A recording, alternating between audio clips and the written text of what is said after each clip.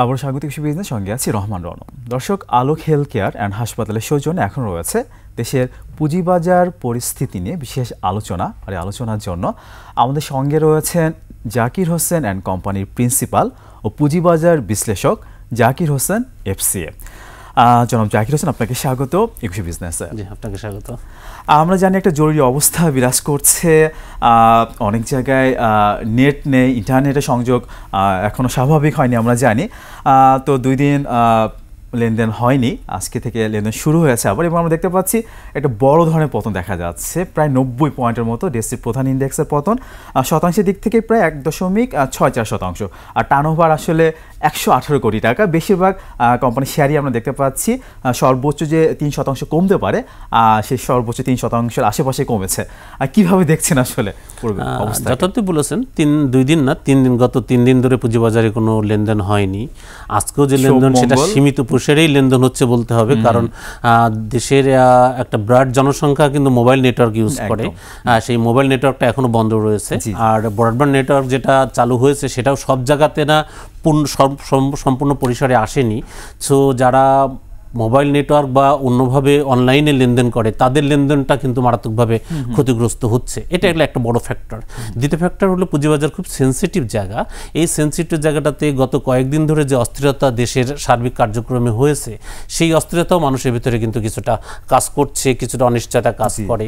তৃতীয় হলো গত কিছুদিন ধরে কাজ না থাকার কারণে অনেকের হাতে কিন্তু আর্থিক সংকট রয়েছে। সো এই সংকট দূর করার জন্য যারা একদম ক্ষুদ্র বিনিয়োগকারী আছে তারা পুঁজিবাজার থেকে কিছু টাকা তুলে নিয়ে তাদের প্রয়োজন মিটাবেন, এটাই স্বাভাবিক। সেটারও একটা সেল প্রেশার এটাতে আসে। চতুর্থ যেটা আছে যে আমরা খেয়াল করছি গত বেশ কিছু ধরে বাজেটের পূর্ববর্তী কিছু সময় থেকে বাজেটের পরে পুঁজিবাজার কিন্তু বেশ একটা টালমাটাল অবস্থা, কোনোদিন খুব মারাত্মকভাবে পড়েছে, আবার কোনোদিন খুব মারাত্মকভাবে উঠেছে। এই যে টালমাটাল অবস্থা, সেই টালমাটাল অবস্থার থেকে কিন্তু আমরা এখনো বেরোয় আসতে পারি। সো বাজেট নিয়ে মানুষের যে একটা প্রত্যাশা ছিল, সেই প্রত্যাশাও পুঁজিবাজার কেন্দ্রিক খুব বেশি যে পূরণ হয়েছে তা না। তো সার্বিকভাবে পুঁজিবাজারের যে ওভারঅল অবস্থা, সেই অবস্থা পুঁজিবাজারের জন্য খুব ফেভারেবল এমন কন্ডিশনটা কিন্তু অ্যাকচুয়ালি আমরা দেখিনি। সেই ফেভারেবল কন্ডিশন নাই এমন অবস্থাতে আরও অনেকগুলো পয়েন্টের সাথে যোগ হয়ে সার্বিকভাবে সূচকের পতন এবং লেনদেন উভয়ই কোনো দিন খুব মারাত্মকভাবে কমে যাচ্ছে বা পড়ে যাচ্ছে, এমন অবস্থা আমরা দেখছি। তো আমরা আশা করছি যে একটু স্থিতিশীল হলে সবকিছু আবার এই অবস্থা থেকে আমরা কিন্তু দেখতে পাচ্ছি, যেটা বলছিলেন আপনি, জরুরি অবস্থার আগে থেকে কিন্তু আসলে একটা টালমাটাল একটা অবস্থা আমরা দেখলাম। সূচক কিন্তু 5070-এর আশেপাশে নেমে এসেছিল, টানা একটা পতন দেখেছিলাম। জি, আমরা টানা পতন দেখেছি। আসলে এই পতনের অনেকগুলো ফ্যাক্টরি এখানে কাজ করেছে। অ্যাকচুয়ালি ওভারঅল পৃথিবীব্যাপী তো মন্দার একটা অবস্থা দিয়ে গেছে, বাংলাদেশের অর্থনীতি তার বাইরে না। তারপরে বাংলাদেশের উচ্চ মুদ্রাস্ফীতি কিন্তু কাজ করতেছে দীর্ঘদিন ধরে। বেশ কিছু বিষয়ে অর্থনৈতিক টানাপোড়েন দেশের ভিতরেই রয়েছে। বাংলাদেশ ব্যাংকের মুদ্রানীতি যেটা, সেটা যতই বলি না কেন আমরা, যে অনেকে বলছিলেন যে গত সপ্তাহে এটারও একটা প্রভাব ছিল, জি, মুদ্রাস্ফীতি কমানোর জন্য একটা পদক্ষেপ নিচ্ছে, সেরকমটা কিন্তু আসলে আমরা দেখছি না। বরং ওই পদক্ষেপের ইম্প্যাক্ট কিন্তু পুঁজিবাজারে আসতেছে, কারণ মুদ্রাস্ফীতি কমানোর জন্য বাংলাদেশ ব্যাংকের যে পদক্ষেপ, সেই পদক্ষেপের একটা মূল দিক হয় যে এখানে ইন্টারেস্ট রেটটা ধীরে ধীরে বেড়ে যায়। এখন খেয়াল করবেন, ব্যাংক বা লিজিং কোম্পানিগুলোর যে ইন্টারেস্ট লোন দিচ্ছে যেটা, সেটার ইন্টারেস্ট 16%-এর উপরে চলে গেছে, এবং তারা যে ডিপোজিট নিচ্ছে কথা বলছেন NBFI মিলে, ব্যাংক হলে ব্যাংকের থেকে NBFI সবসময় 1% বেশি থাকে। সো ডিপোজিট করলে, এইসব জায়গাতে ডিপোজিট করলে ডিপোজিটের যে রিটার্ন পাওয়া যাচ্ছে সেটা হার অনেক বেশি। সো মানুষ এই জায়গাটা রিস্ক ফ্রি। সো এইরকম রিস্ক ফ্রি জায়গাতে অনেকের বিনিয়োগ অটোমেটিক্যালি চলে আসবে। সো পুঁজিবাজারে যখন এত টালমাটাল অবস্থা, সেখান থেকে কিছু বিনিয়োগ এখানে চলে আসবে, এটাই স্বাভাবিক। আবার পুঁজিবাজার যখন একটু ভালো গেইন দেওয়া শুরু করবে, এটা আস্থার জায়গা, আবার পুঁজিবাজার ফিরে আসবে, ওই টাকাটা আবার এখানে চলে আসবে। সো এটা অর্থনীতির এই চক্রটা চলতে থাকে, এটা স্বভাবতই চলে। কারণ পুঁজিবাজারে মূলত মানুষের তো একদম সঞ্চয় অর্থটা এখানে বিনিয়োগ করে, এমনটা না যে প্রতিদিনের ব্যবহারের অর্থ।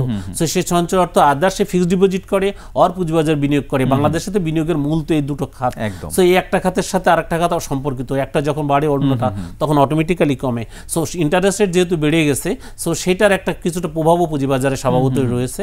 আর পুঁজিবাজারে একটা অনিশ্চয়তা, অস্থিরতা দীর্ঘদিন ধরেই কাজ করতেছিল, সেই কাজ কিছু ইম্প্যাক্টও আমরা বর্তমান সময়কালীন দেখছি। মানুষের হাতে রিয়েলি তাদের আয় রোজগার কমে গেছে, খরচের হার অনেক বেড়ে গেছে, সংসার খরচ চালাতে সবাই হিমশিম খাচ্ছে। সঞ্চয় ভেঙে মানুষকে তারা সংসার চালাতে হচ্ছে। সো পুঁজিবাজার তো একটা সঞ্চয়েরই জায়গা, ব্যাংকগুলোতেও কিন্তু তারল্য সংকট কিছুটা রয়েছে। তারা তাদের ঋণ দেওয়ার সক্ষমতা নানাভাবে নানা কারণে হারিয়েছে। সো ব্যাংকগুলো প্রাতিষ্ঠানিক বিনিয়োগ যে এখানে আসবে ব্যাংক বা আর্থিক প্রতিষ্ঠানের, সেটার আশার হার অনেক কিছু কমেছে। সবকিছু ছোট ছোট ছোট ছোট জিনিস সবগুলো পুঁজিবাজারের জন্য নেগেটিভ হয়ে কাজ করেছে। এই নেগেটিভ কাজ করার কারণে অনেক চ্যালেঞ্জ আসলে আমরা ফেস করছি পুঁজিবাজারের বাইরে না। মূল্যস্ফীতির কথা বলছিলেন, বৈশ্বিকভাবে আমরা দেখছি কিন্তু মূল্যস্ফীতি অনেকখানি কমেছে, কিন্তু ওইটার প্রভাব আমরা দেখছি না। আমরা দেখছি যে পৃথিবীর পুঁজিবাজারগুলো বেশ ভালো করছে, পার্শ্ববর্তী দেশগুলো কিন্তু আসলেই ভালো করছে। আমরা কি ভবিষ্যতে ভালো করবো কেন, কি মনে হয় আসলে কি আশাবাদ? যারা অর্থনৈতিক বিশ্লেষক আছেন, বিশেষজ্ঞ আছেন, তাদের অনেকেরই মতামত যে এটার জন্য যে ধরনের পদক্ষেপ নেওয়া দরকার ছিল সেরকম শক্ত পদক্ষেপ হয়তো আমাদের কেন্দ্রীয় ব্যাংক নিতে পারেনি, বা পদক্ষেপগুলো নিতে অনেক দেরি করে ফেলেছে। আমাদের ডলারের রেট নিয়ে দীর্ঘদিন ধরে একটা অস্থিরতা ডলার মার্কেটে ছিল, সেটার জন্য আমাদের আমদানি রপ্তানি উভয়ই মারাত্মকভাবে ক্ষতিগ্রস্ত হয়েছে। ডলারের সরকার কর্তৃক বেঁধে দেওয়া রেটের কারণে বিদেশ থেকে যে রেমিটেন্স আসে, সেই রেমিটেন্সটা বৈধ উপায়ে না এসে অবৈধ উপায়ে এসছে। সো বৈধ উপায়ে না আসলে সেটা আসলে অর্থনীতিতে মারাত্মক একটা নেগেটিভ প্রভাব ফেলে। সো সবকিছু মিলে কেন্দ্রীয় ব্যাংকের এই পদক্ষেপ নিতে দেরি করা বা যথাযথ পদক্ষেপ না নিতে পারা, এমন একটা জিনিসই বিশ্লেষকরা কিন্তু বলছেন পৃথিবীর অন্যান্য দেশের সাথে কম্পেয়ার করে। সো সেরকম কিছু জায়গা থেকে আশা করি আমাদের যারা এই রিলেটেড নীতি নির্ধারক আছেন তারা শিক্ষা নিচ্ছেন, এবং সেই শিক্ষা নিয়ে যত দ্রুত সম্ভব যথাযথ পদক্ষেপটা গ্রহণ করবেন। যেগুলো লেট হয়ে গেছে তারপরে পদক্ষেপ নিয়েছেন, তার ইম্প্যাক্ট আমরা হয়তো সহসা মার্কেটে দেখব, এবং আমাদের অর্থনীতিও আবার ভালো অবস্থানে চলে আসবেন। নতুন বাজেট এসছে, সেই বাজেটের কিছু ইম্প্যাক্ট আমরা হয়তো ধীরে ধীরে এখন দেখতে পাবো। আশা করি সব কিছু মিলে অর্থনীতির জন্য ভালো হবে, মুদ্রাস্ফীতি কমে আসবে এবং পুঁজিবাজারও আবার তার ভালো দিকটা ফিরে পাবে। অবশ্যই আমরা এমনটি আসলে প্রত্যাশা করবো। আপনি বাজেট নিয়ে বলছিলেন, আর বলছিলেন যে কিছু গুঞ্জন, কিছু রিউমারের জন্যই আসলে মার্কেট একটা প্রভাব ছিল, নেগেটিভ প্রভাব ছিল।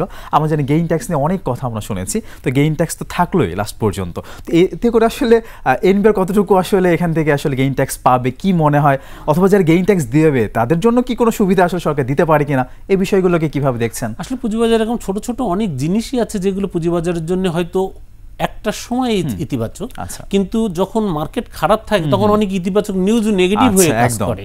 সো গেইন ট্যাক্সের যে কথাটা মার্কেটে এসেছিল, বা কিছু শেয়ার জেড ক্যাটাগরি নিয়ে কিছু পদক্ষেপ ছিল, এরকম যে ম্যাটারগুলো মার্কেটে কাজ করেছে সে কিন্তু মার্কেটের ভালোর জন্যই, কিন্তু পদক্ষেপগুলো এমন একটা সময় নেওয়া হয়েছে যখন আসলে এটার জন্য যথাযথ সময় ছিল না। এইটা হয়তো অন্য সময়ে নিলে, একটু ডিলে করে নিলে বা একটু অনুভবে নিলে কাজ করতো।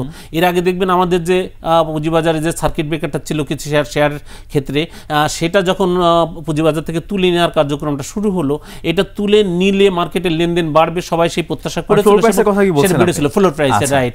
সেটা কিন্তু বেড়েছিল, কিন্তু বাড়ার পরে আবার একটা ধাপে দ্বিতীয় ধাপে আবার যখন হলো, তখন সেটার ইম্প্যাক্ট আর ভালোভাবে কাজ করেনি। 3% যে লোয়ার সার্কিটটা দেওয়া হলো, এটাকে আপনি কিভাবে দেখছেন? আসলে লোয়ার সার্কিট এটা কখনোই দীর্ঘমেয়াদের জন্য কখনোই ভালো জিনিস না, কারণ পুঁজিবাজারে দাম উত্থান পতন হবে, মানুষ ক্রয় বিক্রয় করবে। আজকে একটা শেয়ার বিক্রি করে 2 টাকা লস করে আরেকটা শেয়ার বিক্রি করে 2 টাকা লাভ করবে।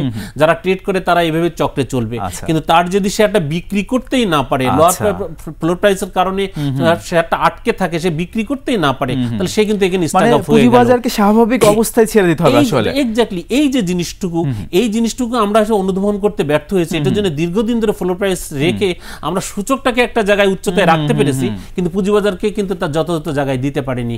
আসলে পুঁজিবাজারে যে জিনিসটুকু এখানে যে নীতিগুলো দরকার হয়, এটা একটু দীর্ঘমেয়াদী নীতি নিলে সবচেয়ে ভালো কাজ করে।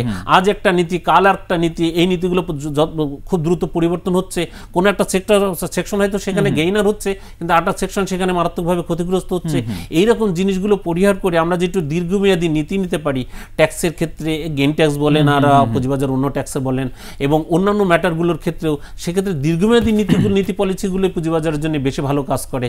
যেন আমি যেন জানতে পারি আগামী 5 বছর এই নীতিটা পরিবর্তন হবে না, তাহলে আমি সেভাবে একটা প্ল্যান করতে পারি। কিন্তু আমি যদি জানি যে আজকের একটা নীতি কালকেই পরিবর্তন হয়ে যেতে পারে, আমার কিন্তু এখানে রিস্ক ফ্যাক্টরটা অনেক বেশি। দেশি বিনিয়োগ বলি, বিদেশি বিনিয়োগ বলে কেউ ওইভাবে আকৃষ্ট হবে না আসলে এত ঘন ঘন নীতি চেঞ্জ হলে। শুধু দেশি বিনিয়োগে এরকম যেমন নীতিগত ম্যাটারও কাজ করে, দেশের অস্থিরতা অন্যান্য পার্টেরও কাজ করে। পুঁজিবাজারে যথার্থ বলেছেন যে বিদেশি বিনিয়োগ যেটা, এটাও কিন্তু আমাদের পুঁজিবাজারে একটা বড় শক্তি ছিল।